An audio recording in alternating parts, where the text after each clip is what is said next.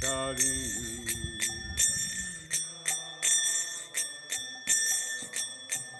Jaya Radha Madhava Kunja Vihari.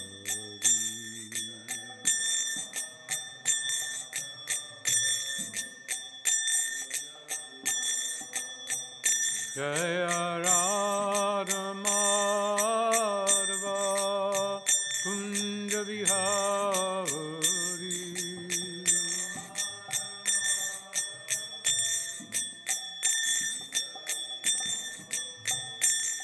Gopi Janaballabha Girivaradhari.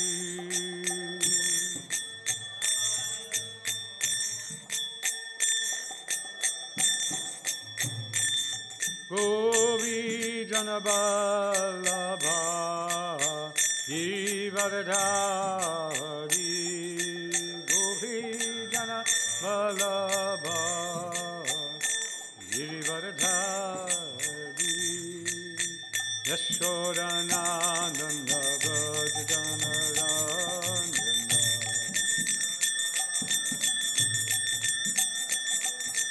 Yashodanandana Vajajanarandana.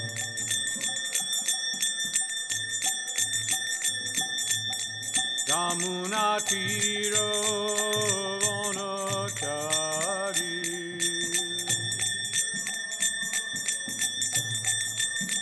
Yamuna Tiro Vanachari.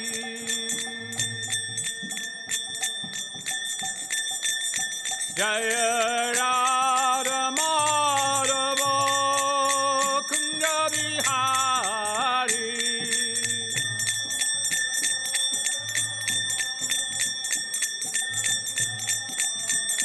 Jaya Radha Madhava Kunja Vihari.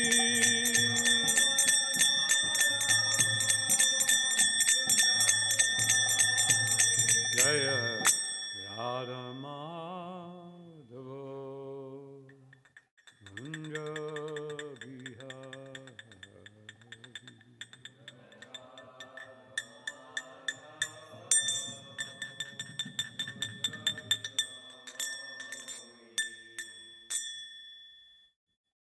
Jai Om Vishnupada Paramahansa Parivajikacharya Ashtadera Satashi Shrimad Chidani Goswami Shri Sri Bhaktivedanta Swami Srila Prabhupada. Jai Om Vishnupada Paramahansa Parivajikacharya Ashtadera Satashi Shrimad Srila Bhaktivedanta Saraswati Thakur Srila Prabhupada. Ananta Koti Vaishnava Vrind Ki Jai. ISKCON founder Acharya Srila Prabhupada Ki Jai. Namacharya Shri Haridas Thakur Ki Jai. Prem se kaho Shri Krishna Chaitanya Prabhu Nityananda Shri Advaita Gadadhara Shivasadi Gaura Bhaktivinoda Ki Jai. Shri Shri Radha Krishna Gopi Gopinath Shama Kunda Radha Kunda Giri Govardhan Ki Jai. Shri Vrindavan Dham Ki Jai. Shri Mayapur Dham Ki Jai. Gangamai Ki Jai. Jamunmai Ki Jai. Tulsi Maharani Ki Jai. Bhakti Devi Ki Jai, Srila Prabhupada Ki Jai. I can fix it later, but I can't fix it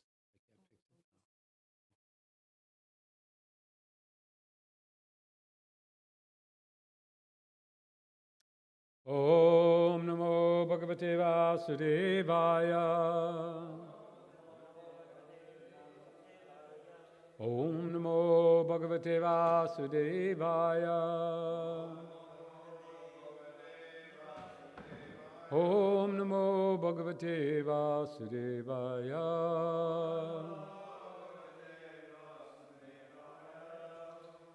So we're continuing the fourth canto, chapter 11. Swayambhuva Manu advises Dhruva Maharaj to stop fighting. And this is the 19th verse, correct? On the board. Sonantonta karakalo anadiradikrida vyaya janam janena janayan marayan mrityunantakam sonantonta karakalo nadiradikritavyaya janam janena janayan marayan mrityunantakam sonantonta karakalo nadiradikritavyaya janam janena janayan marayan mrityunantakam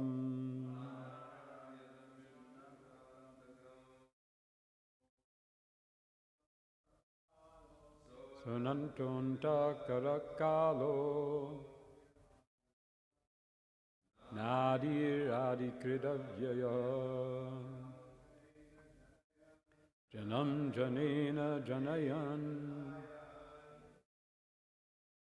marayan mrityunantakam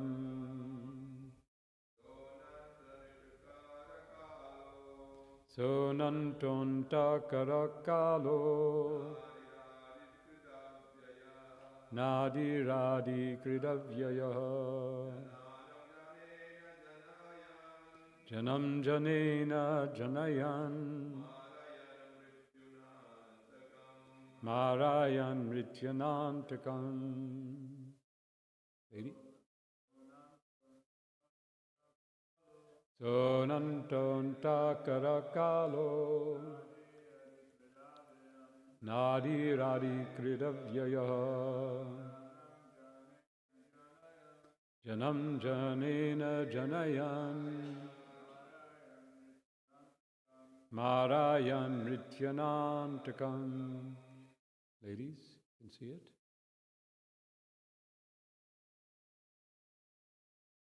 Oh, okay.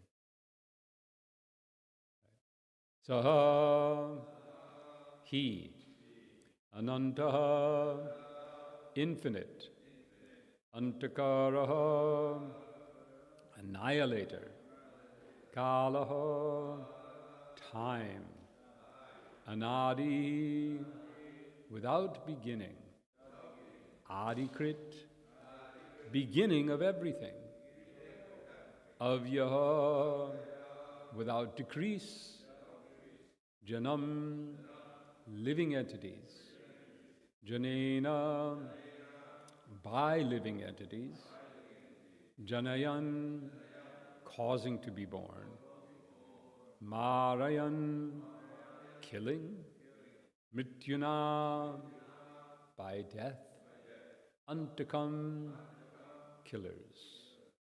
Translation and purport by His Divine Grace A.C. Bhaktivedanta Swami, Srila Prabhupada. My dear Dhruva, the Supreme Personality of Godhead is ever existing, but in the form of time. He is the killer of everything. He has no beginning, although He is the beginning of everything. Nor is He ever exhaustible, although everything is exhausted in due course of time. The living entities are created through the agency of the Father and killed through the agency of death, but He is perpetually free of birth and death.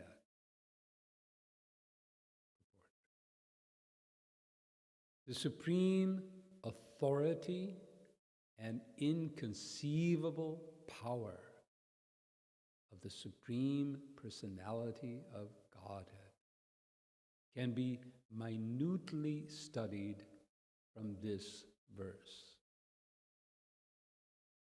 He is always unlimited. That means that he has no creation or end. He is, however, death in the form of time, as described in Bhagavad Gita. Krishna says, I am death. I take away everything at the end of life. Eternal time is also without beginning. But it is the creator of all creatures. The example is given of touchstone, which creates many valuable stones and jewels, but does not decrease in power. Similarly, creation occurs many times. Everything is maintained, and after a time, everything is annihilated. But the original creator, the Supreme Lord, remains untouched and undiminished in power. The secondary creation is made by Brahma. But Brahma is created by the Supreme Godhead. Lord Shiva annihilates the whole creation. But at the end, he is also annihilated by Vishnu. Lord Vishnu remains. In the Vedic hymns, it is stated that in the beginning there is only Vishnu, and that he alone remains at the end. An example can help us to understand the inconceivable potency of the Supreme Lord. In the recent history of warfare, the Supreme Personality of Godhead created a Hitler, and before that, a Napoleon Bonaparte. And they each killed many living entities in war. But in the end, Bonaparte and Hitler were also killed. People are still very much interested in writing and reading books about Hitler and Bonaparte and how they killed so many people in war. Year after year, many books are published for public reading regarding Hitler's killing thousands of Jews in confinement. But no one is researching who killed Hitler and who created such a gigantic killer of human beings. The devotees of the Lord are not much interested in the study of the flickering history of the world. They are interested only in him who is the original creator, maintainer, and annihilator. That is the purpose of the Krishna consciousness movement.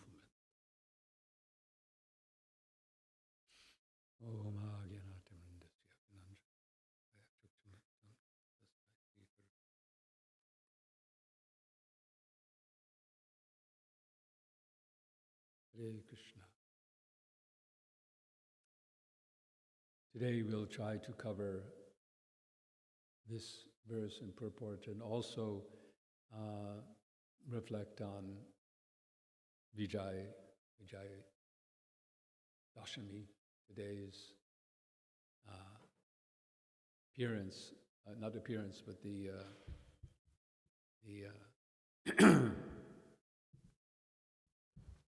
the victory of Ram.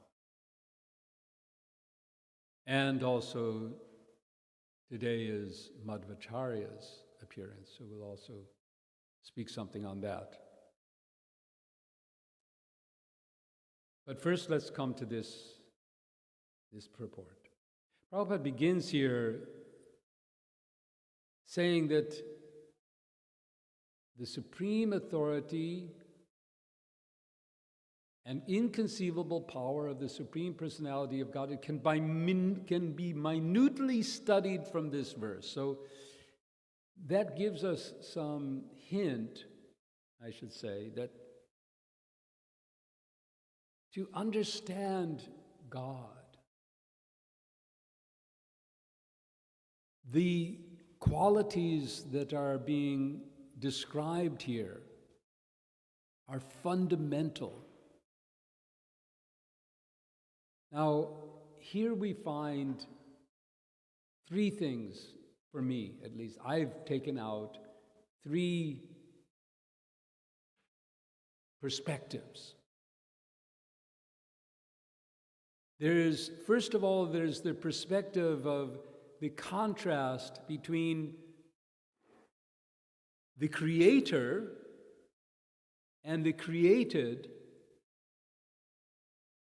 and the principle that when it comes to God, unlike us, when we create something,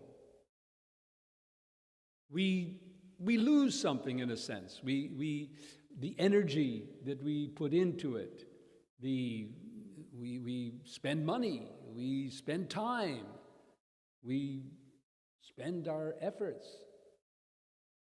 and something comes out. So there's a cause and there is an effect. But when Krishna creates, he remains full. Om Purnamada Purnamidam Purnat Purnamadachite Purnasya Purnamevaya Purnameva Vachishite. That one supreme whole becomes many wholes, whole entities emanate from that supreme whole, and yet that supreme whole remains whole. It's not that 1 minus 1 then becomes 0. In our world, if you take 1, you subtract 1, you get nothing. It's 0. But Krishna, he can manifest complete whole creations and yet is not at all diminished.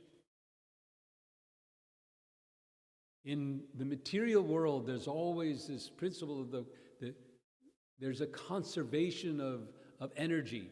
Energy transforms into matter, matter transforms into energy, and that remains in balance. But we never see that when some energy is expended, that there's same energy remaining.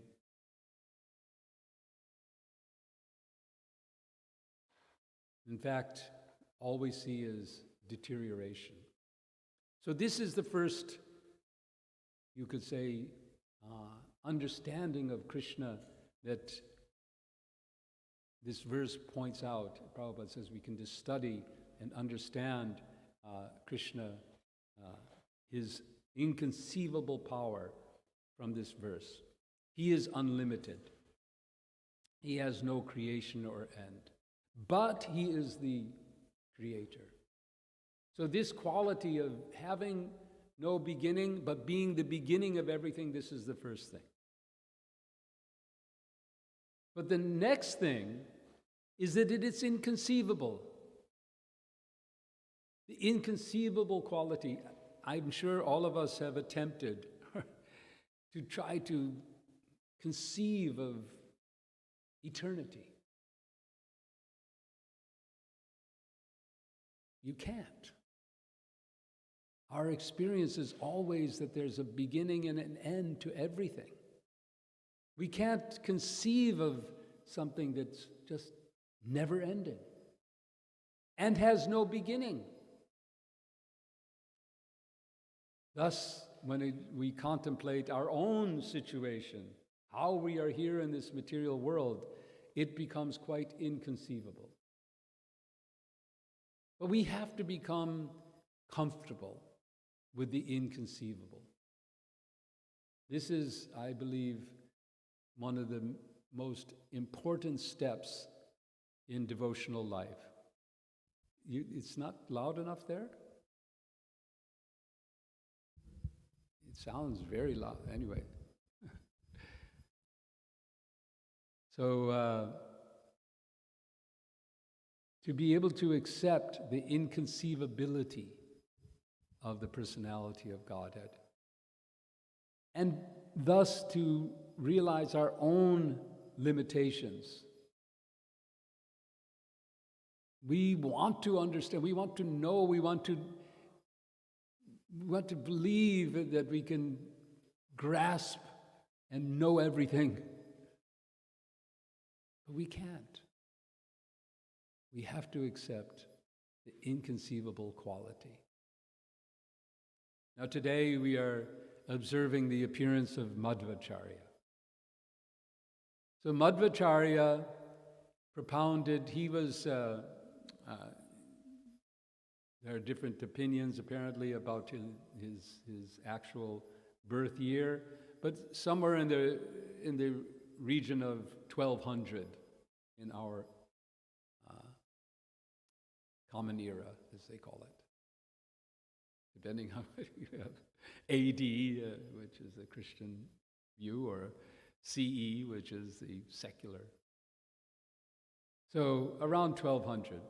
This is after Shankaracharya and after Ramanujacharya.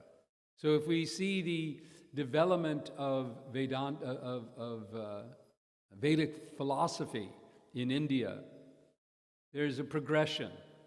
We see ancient philosophies propounded, the Upanishads and so many rishis and sages.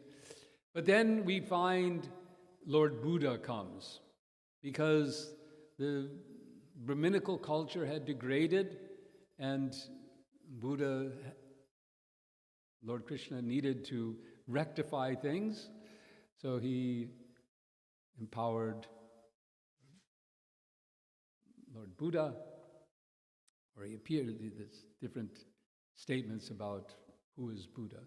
But in any case, he pushes aside the Vedic philosophies. And to reestablish the Vedic philosophies, Shankara first comes. But Shankara, he establishes Advaita. There is no difference. So one approach to this inconceivable quality of being beginning and having no beginning is it's just all one. It's all.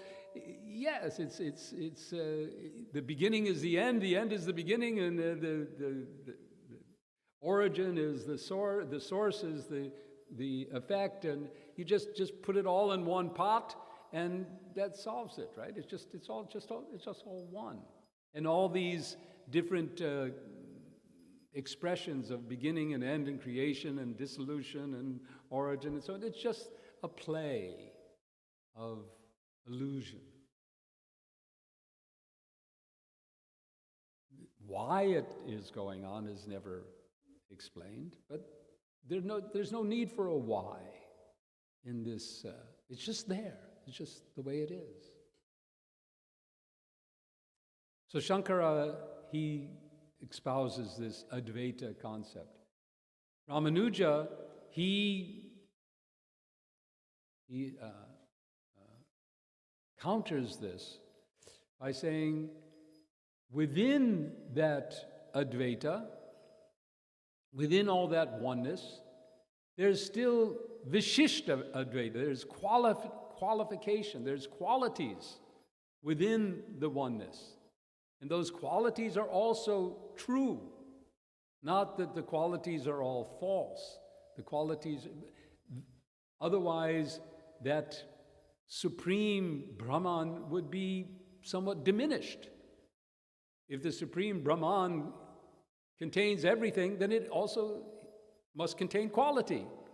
So quality is a facet of the Supreme Brahman, but is still Advaita. So Ramanuja's philosophy is described as Vishishtadvaita, qualified monism. Now, Madhvacharya was not comfortable. he was born, as I said, around the 1200 something, 12th century, 13th century.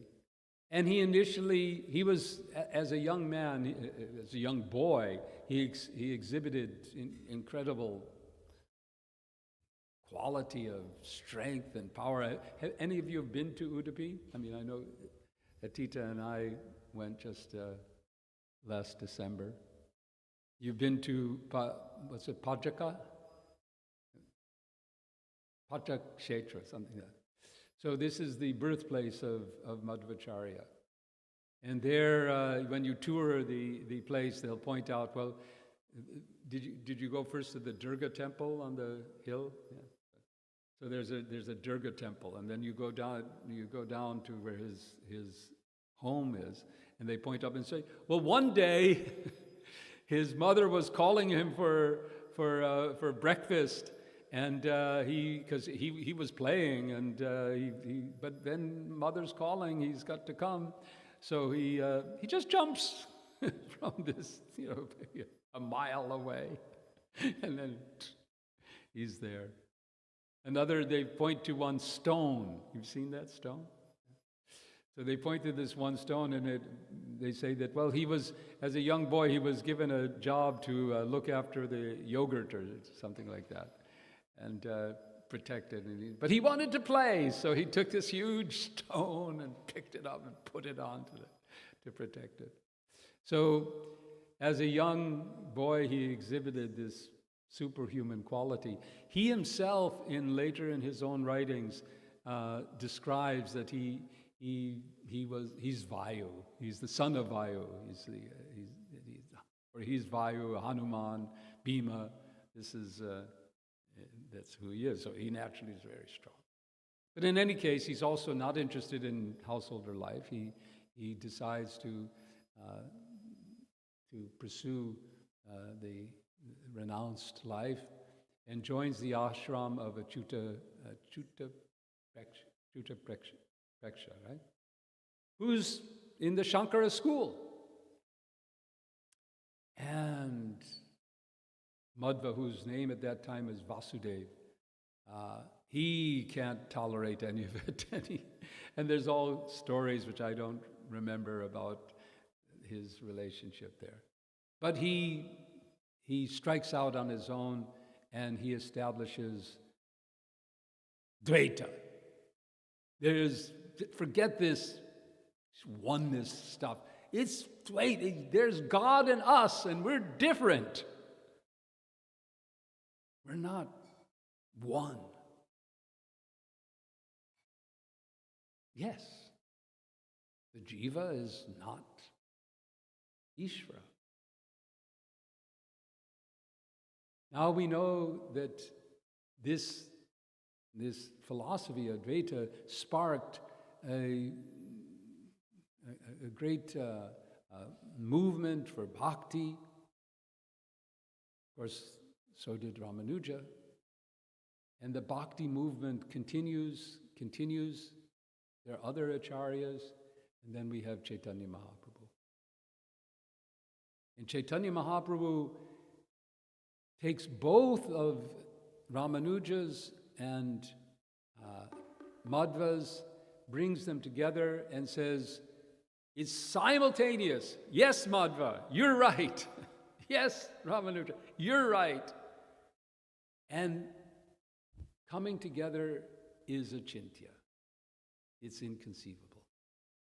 How simultaneously these two approaches, these two perspectives, darshans, the Sanskrit term for such philosophy is darshan. How these two darshans, two viewpoints, can be harmonized and they become together. It's inconceivable to us. So accepting inconceivability accepting the limitations of our intellect, to fully grasp the infinite, supreme truth. That is an essential step in our bhakti progress. Because without that acceptance of inconceivability, we'll always be, wondering about this or that, or we find something in the Shastra we don't understand, and we'll begin to question things. But when we accept that our intellect is too small, we are jivas, after all. We're minute. We're tiny, tiny. We're just sparks of the Supreme. What is our power? But when we accept this infinitesimal quality of ours, the limits of our intellect, and accept that ultimately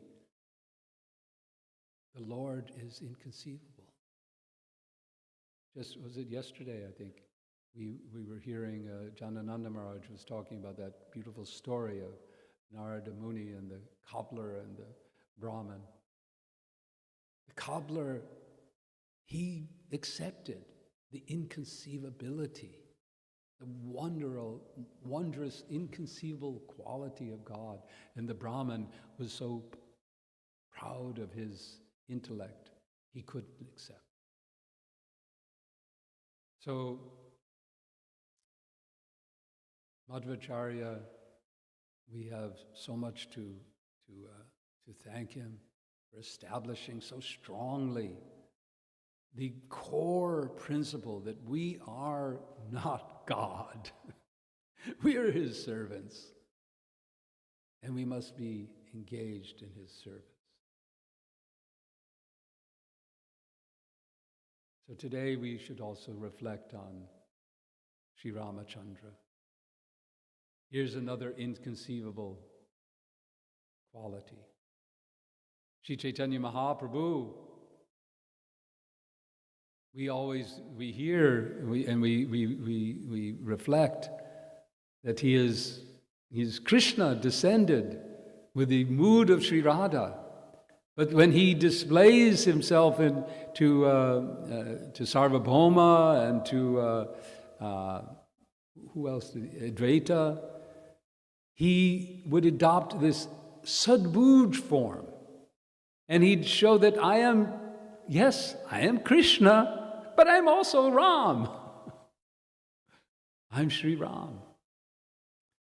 So Chaitanya Mahaprabhu embodied he was not only Krishna, but he was also Sri Ram. And here in our Krishna consciousness movement, we worship Sri Ram. Sometimes in our own temples, we have the deities of Sita, Ram, and Lakshman, and Hanuman.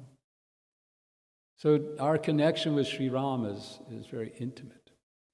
So, and I propose that one of the reasons, one of the ways in which, at least I find myself attracted to Sri Ram in some ways, his humanness is most prominent.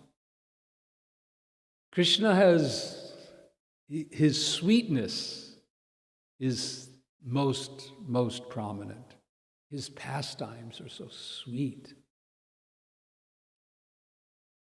Chaitanya Mahaprabhu, his compassion is so attractive. Sri Ram, his Leela is so human. I was reflecting today that actually it's interesting. I couldn't find any commentary on this. But if we look at Sri Krishna's avatars in the Das Avatar, then we see that in the beginning he comes in forms like a fish and a tortoise and so on, a boar, and he's got some purpose to save Dharma and protect his devotees. Paritranaya sadhunam vinashaya chaduskritam. And in these incarnations, he's filled with his purpose. Even in the incarnation of Vamanadev, he's still basically filled with his purpose.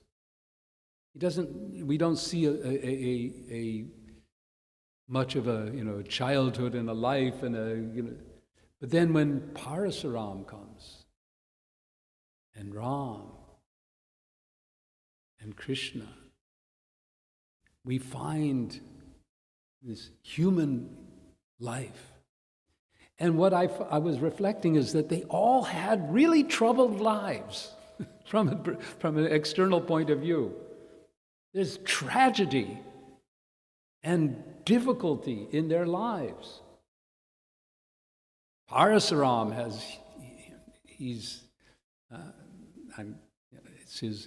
his father is murdered, and then Krishna, Ram, he's banished. His wife is kidnapped. Krishna he's taken from his parents there's an interesting. I don't think it's in scripture, but there's a conversation. You've maybe read this between Karna and Krishna. You've read that? Well, Karna is complaining about, I was brought up. I didn't know my parents. So many things he's reflecting. And then Krishna retorts, well, you think you had it bad, basically. Look at me. I was born into prison. So there's this human quality.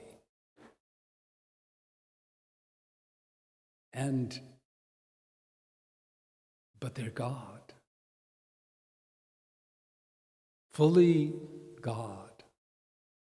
And yet fully experiencing the emotions, the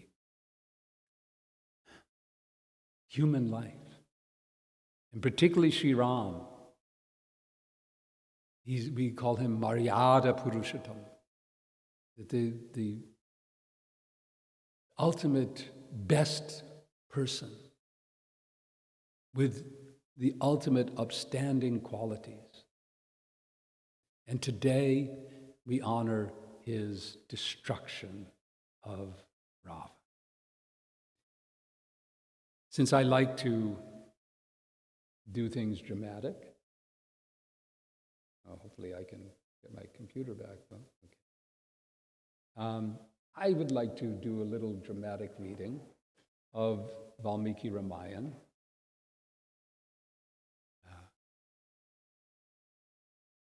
And the end scene. Now, this in the Ramayana we find that Ram has been battling with Ravan for like 4 chapters of Ramayana. In the first encounter, there's tremendous volleys of arrows going back and forth, and spears and this and that. And at one point, Indra is looking down on the scene and saying, "This is not fair. This is not fair. Here's Ravan in his chariot, and Ram is on foot."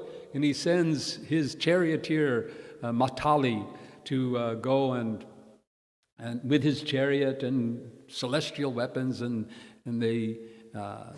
Matali comes down, and now Ram's got his chariot, and now the battle is even greater. Volleys of arrows, and the descriptions of this battle is so wonderful. And it goes back and forth and back and forth. Ravan is injured, but then he comes back. There's Ram chops off his head, and then another head comes up. It's an incredible battle. And it goes on.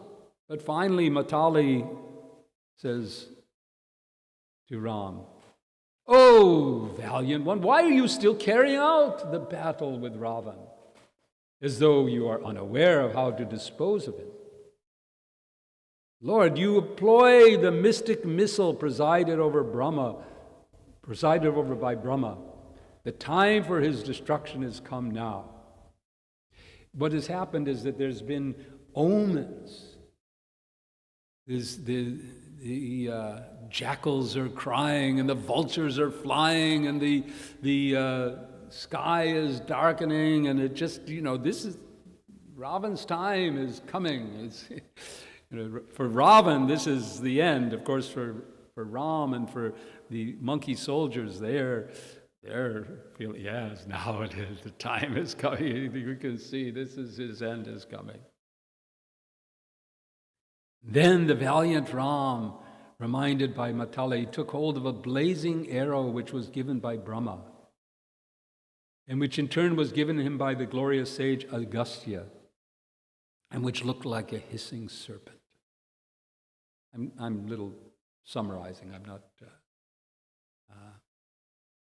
In its feathers, the wind was established. In its endpoint were the fire and the sun. In its heaviness were Mounts Meru and Mandara. Its shaft was made of ether. Provided with good shaft decked with gold, the arrow which had its body shining had been made up of the efficacy of all the elements and an illuminating power of the sun. Blazing like a fire at the time of universal dissolution, enveloped in smoke and looking like a venomous snake, it was swift in action and capable of bursting hosts of men, elephants, and horses. It broke gateways, iron bars, even mountains, at the efficacy of a thunderbolt, tearing off armies of adversaries. It was giving perennial feed to vultures, eagles, cranes, troops of jackals. That arrow bestowed joy on the monkey leaders and destroyed the demons. It was made speedy by tying various kinds of beautiful colored feathers of Garuda, making it sacred by a special formula as per the procedure specified in scriptures. Ram, who was endowed with an extraordinary strength, then fixed that arrow, which was the foremost among the three worlds, taking away the glory of enemies and bestowing joy to oneself on his bow. While that excellent arrow was being fixed by Ram, all the beings were frightened and the earth trembled. That enraged Ram, stretching his bow well and with an attentive mind, hurled that arrow towards Ravan. That arrow, which was inviolable as a thunderbolt hurled by the arms of Indra and irresistible as Yama, the Lord of Death, fell upon Ravan's chest. That arrow, released with great speed, capable of destroying the body, tore off the heart of that evil-minded Ravan. That arrow, capable of causing death to every body, taking away the life of Ravan, having been anointed with blood, penetrated the earth, smeared with blood on having killed Ravan and accomplishing its mission, that arrow re-entered its own quiver silently.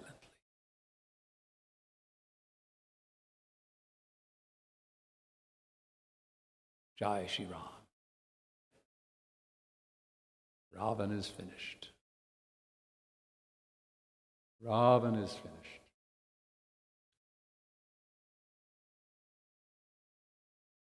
So Shri Ram, he let it play out. He let the Leela of battle play out. There were some tragedies in that battle, the loss of good friends. There were crucial moments when Lakshman is felled. Hanuman has to bring a whole mountain of herbs to revive him. The whole battle of Ram and Ravan goes this way and that way. But the conclusion is already fixed. Ravan will be destroyed. So we can reflect on this Leela of Sri Ram, in the power of Sri Ram. Today is the Vijayadashami, and now there'll be, I think already Navaratri, or no, that's happened already, or it will happen. The Navaratri is finished. So then, but Diwali will come.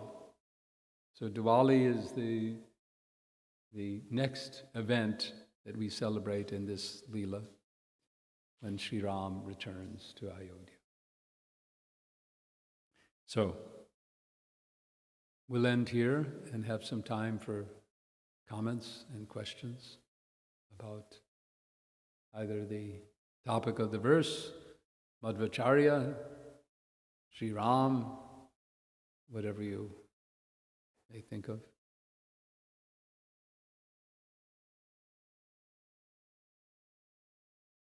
We can also read more of the Ramayana.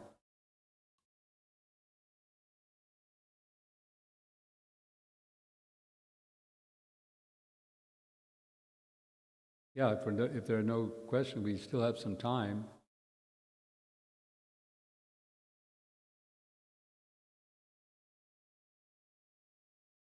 We can reflect on the what comes next too. By the way, this is the 108th chapter in the Yuddha Kanda of Valmiki Ramayana.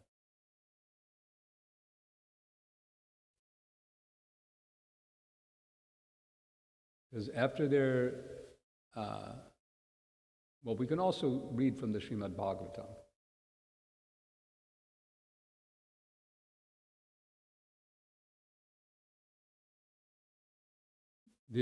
We heard, I think this morning also, we heard this.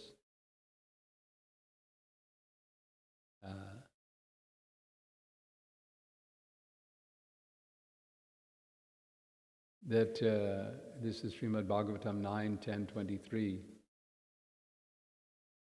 After thus rebuking Ravan, Lord Ramachandra fixed an arrow to his bow, aimed at Ravan, and released the arrow. We've understood that in Srimad Bhagavatam, I think it's actually described that Sukadev Goswami says, well, this narration of Lord Ramachandra's pastimes has been very voluminously described by the Ramayana. So I'm just going to touch upon it. So he doesn't spend a lot of time. He just kind of summarizes. So what you just heard, all the details of the killing of Ravan is summarized here. After thus rebuking Ravan, Lord Ramachandra fixed an arrow to his bow, aimed at Ravan, and released the arrow, which pierced Ravan's heart like a thunderbolt. Upon seeing this, Ravan's followers raised a tumultuous sound, crying, "Alas, alas, what has happened? What has happened?" As Ravan, vomiting blood from his 10 mouths, fell from his airplane, just as a pious man falls to earth from the heavenly planets when the results of his pious activities are exhausted. This is an interesting analogy that Sukadev gives here, comparing rise and fall of Ravan to the general rise and fall of material life. In the life of Ravan, we can see parallels with the life of basically all materialists. In fact, we often talk about this, that those who would enjoy this material world independently of Krishna, those who would enjoy the opulences of this world, they're just like Ravan, who wants to enjoy Sita without Ram. Or it's enjoying Lakshmi without Narayan. So here, and the result is always destruction. The result is always you'll be finished. If not in the course of ordinary life, you may even attain a heavenly enjoyment, but it will be finished.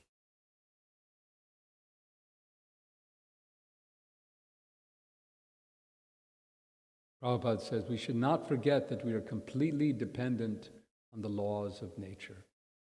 Prakrite kriyamanani gunai karmani sarvashaha ahankar vimudatma kartaham iti manyate.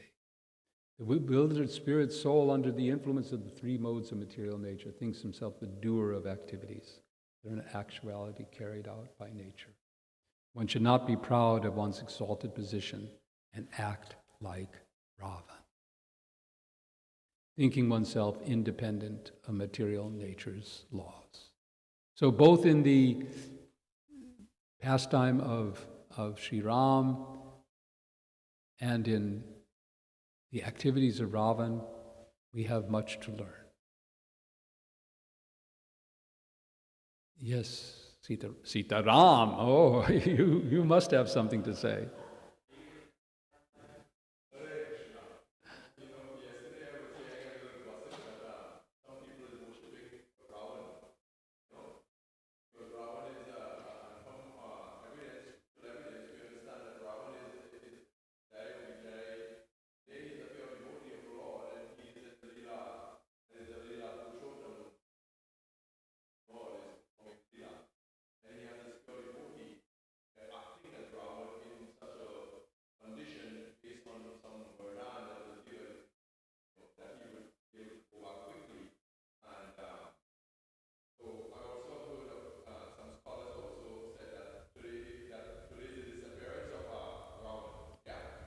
Yes. Ravana's disappearance day, yes, oh.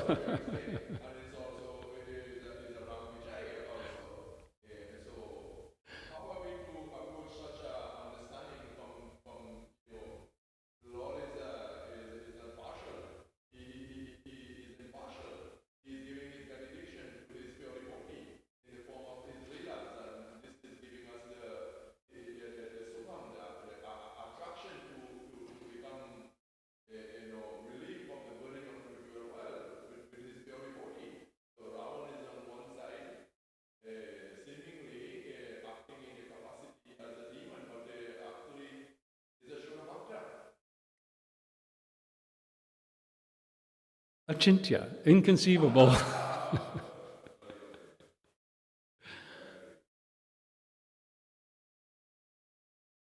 How simultaneously one and different. Hare Krishna. Okay. Thank you so much. Jai Shri Ram. Jai Madhvacharya ki jai. Srila Prabhupada ki jai.